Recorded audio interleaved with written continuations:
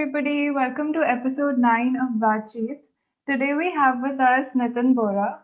Nitin was from NIT Warangal's 2015 to 2019 batch. He was a two-time Erasmus Exchange student to Portugal, and right now he is a master's student at Max Planck School of Matter to Life. So, welcome Nitin. We're so glad to have you here. Hello, Nandini. Hi. And today we are going to talk about his experience as an Erasmus exchange student. So, Nitin, to begin with, can you tell us a little bit about what the Erasmus exchange program is and why you applied for it? Uh, so when I was in my first year, lot of senior from different branches and all, they came to me and told me like, why you have chosen this biotechnology, and you have like good number, you could have gone to some other branch and all. And at that point, I got really demotivated with all this stuff.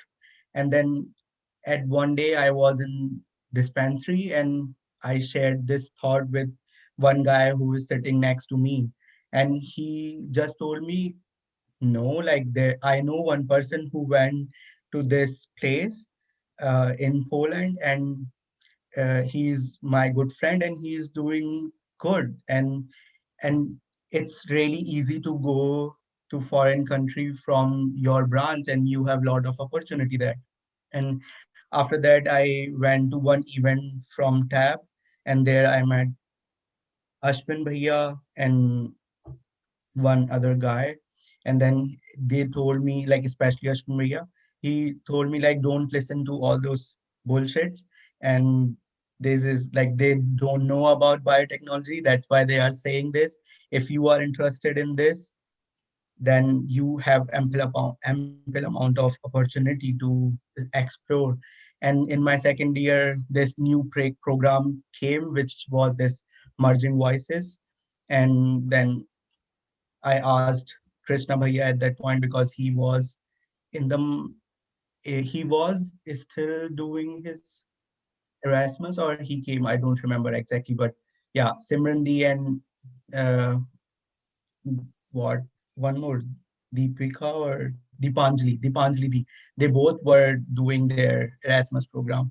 And I asked them like how it is and is it good to get exposure. And then they told me, yes, like you should apply to this. And I was like really excited. In my second year itself, I didn't even have experience of any project and all, but I was like really excited about just going and exploring things. And I saw this program and applied to this. Wow, that sounds amazing. So, Yeah. can you tell a little bit about the application procedure and the timeline and what all documents were required? And also, Yeah. like you So said, you didn't have a lot of research experience. So, did that matter in your application? yeah, for this Erasmus exchange programs, so in that one, like you are not really applying for uh, doing research. You are applying for semester exchange. So they are not looking for a person who has like a lot of research background or something like this. They are looking for person who want to have like some cultural exchange. So the program itself says it's a cultural exchange program.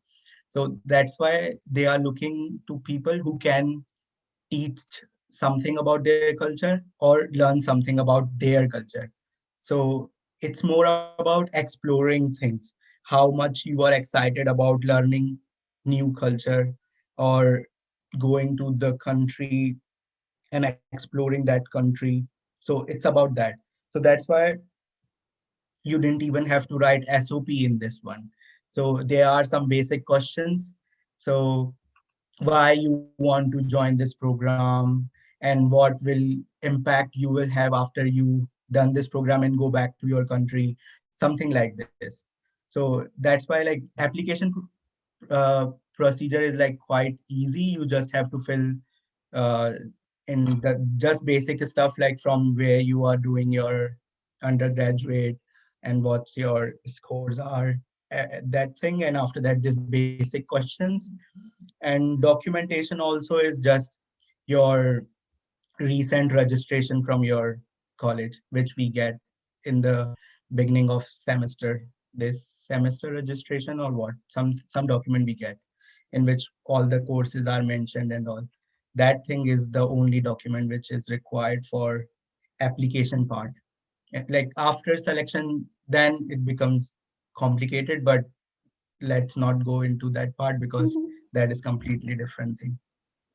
Okay. So, how was your experience there? Like culturally, what all did you learn? What all did you teach them about India? Yeah.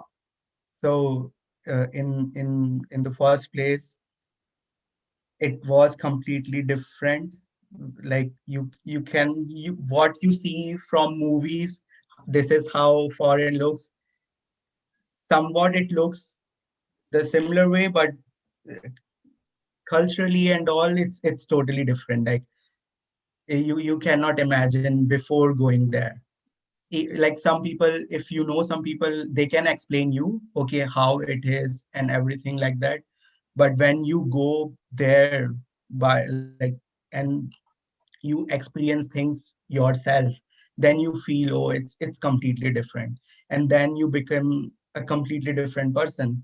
And that is what happened with me. Like the Nitin which went, the Nitin which existed before this exchange program and the one exists now, it's completely different. They are two different personality. I always say this to a lot of people, because when you get exposure to a lot of different things, lot of new things, and you start exploring and you start talking to people, then you become completely new.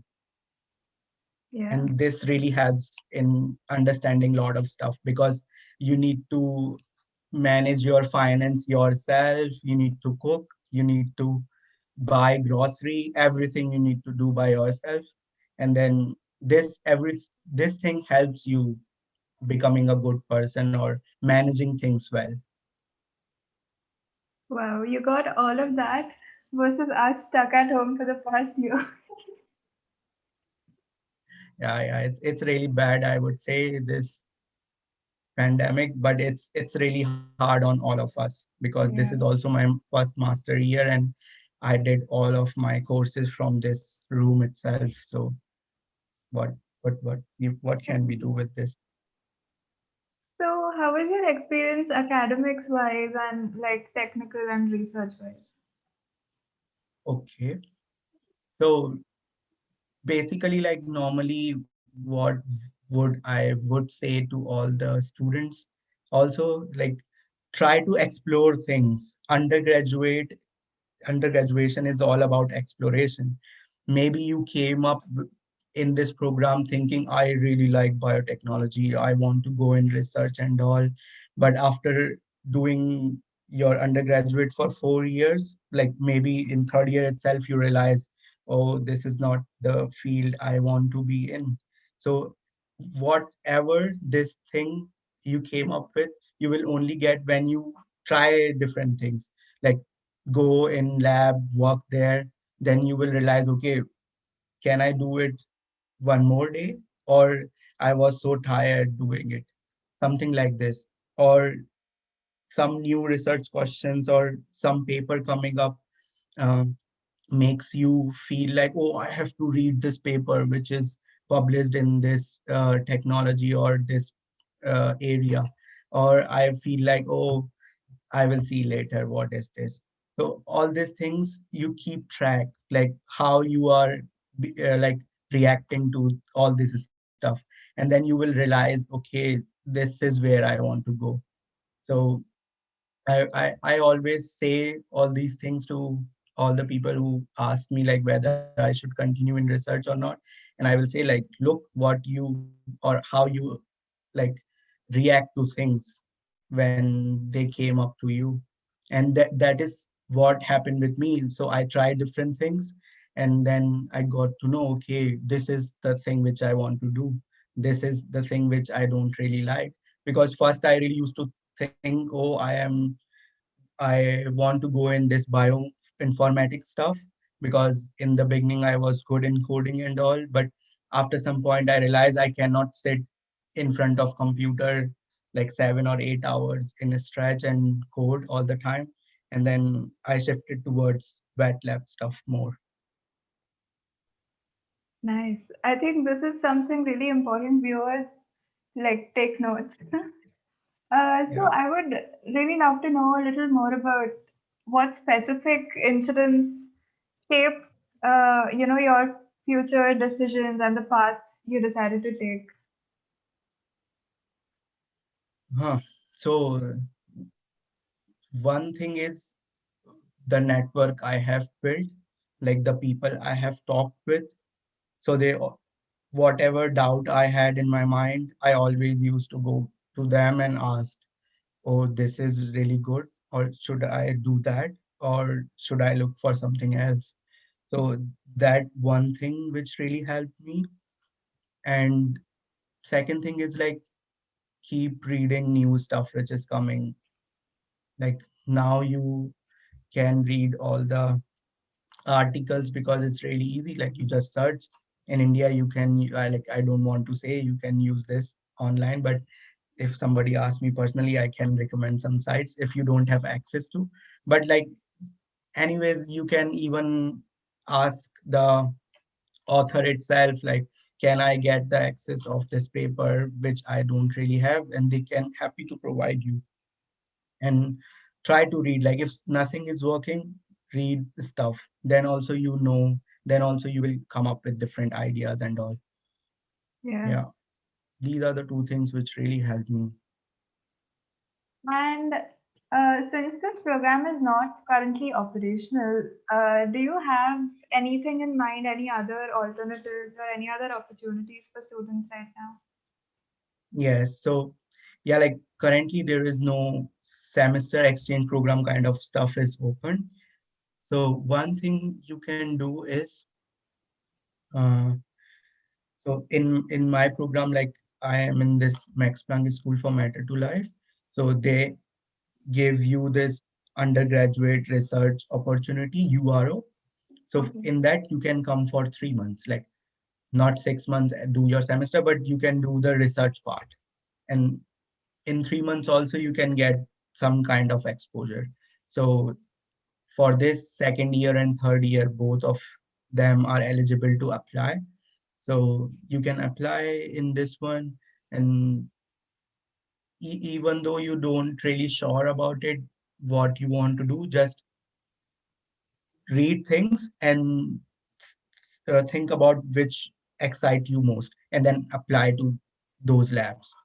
And also you can write to different professor. They always have like some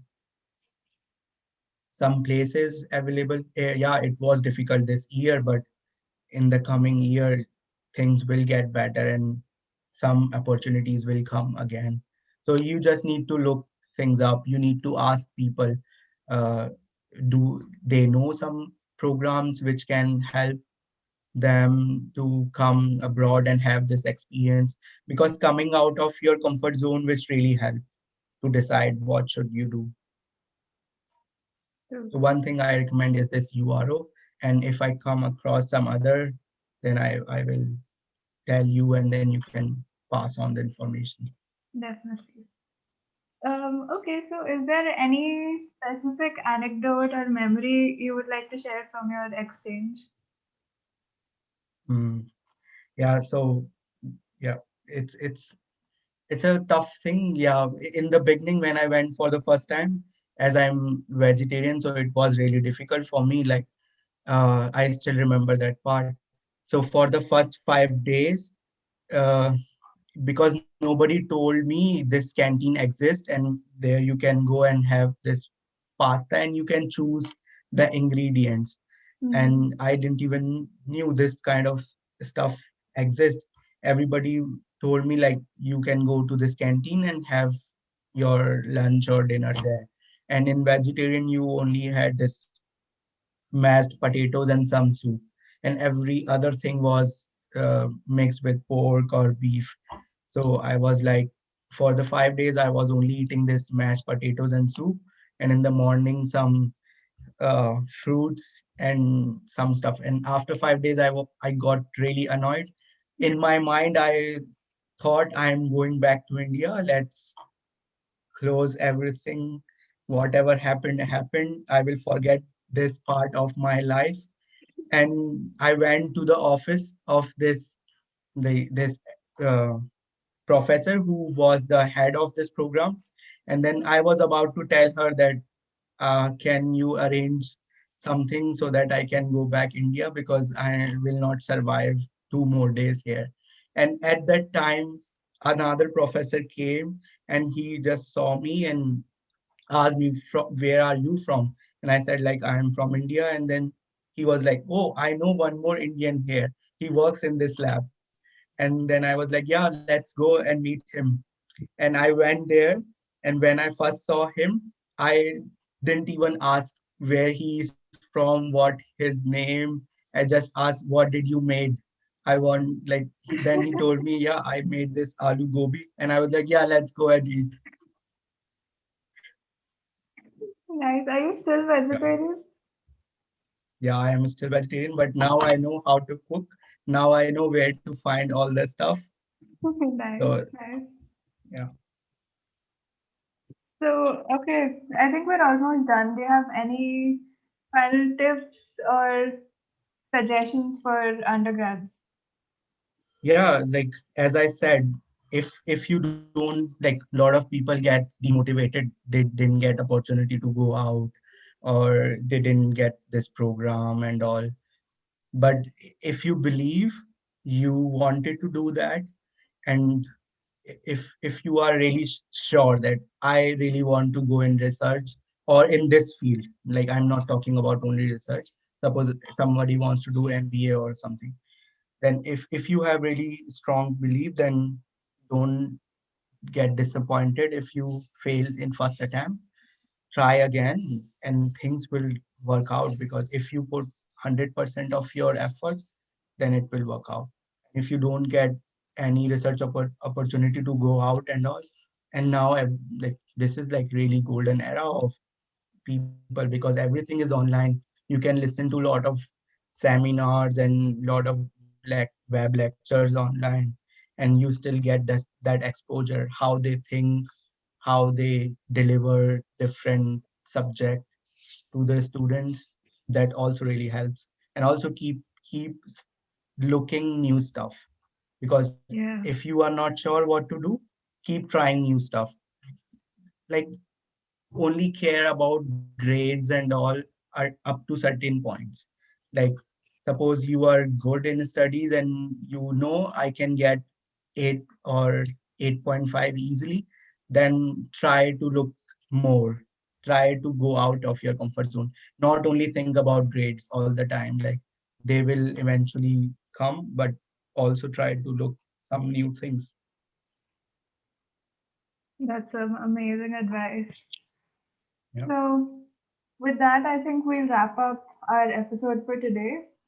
Thank you so much, Nitin, for making the time to join us. And Yeah. everybody, like, share, subscribe, and we'll be back next week with our last episode. Okay, Yeah, Nitin, also say bye. also don't forget to comment if you have some questions. Yes, he'll be looking at the comment box. Yeah. All right, bye.